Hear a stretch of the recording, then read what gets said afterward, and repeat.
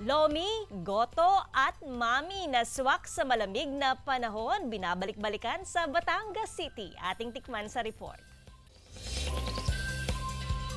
Patuloy pa rin ang pag-iral ng malamig na panahon sa ilang lugar sa Luzon dahil sa hanging amihan. Hanggang sa Calabarzon, ramdam ang malamig na ihip ng hangin. Kanya-kanyang diskarte na rin ang ilan upang maibsan ang malamig na panahon. Siyempre nangunguna na nga riyan ang mainit na kapeng barako. Sarap, painit na katawan.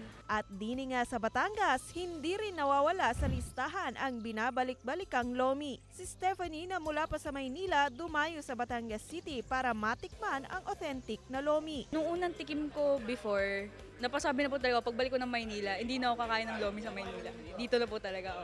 Kailangan Batangas ka talaga kakain ng lomi. Lagi namin binabalik-balikan. Kahit nga mainit, naglolomi kami lalo pa pag malamig. At kung gusto mong humigop ng mainit na sabaw, nariyan ang goto na swak na pampainit sa tiyan. Tiyak daw na ikay mabubusog kapag ito'y iyong natimusan. Ay, suabe. Masarap kasi yung timpla.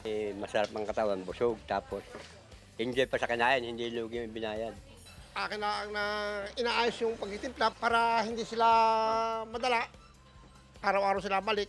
Dahil pag yung tao, inyong tinipid, ay hindi na kayo babalkan yan. Mawawala ba naman sa listahan ang mami? Sa isang bowl, ilagay ang Mickey noodles. Isunod ang naluto ng laman loob ng baka. Lagyan ng ginayat na spring onions at ilagay ang sabaw. At ready to serve na ang mainit-init na mami. Kaya kung mainit na sabaw lang naman ang inyong hanap, hindi papahuli ang mga Batanggenyo dyan. Sinsay na dine sa Batangas at lantakan ang pagkaing tiyak inyong babalik-balikan.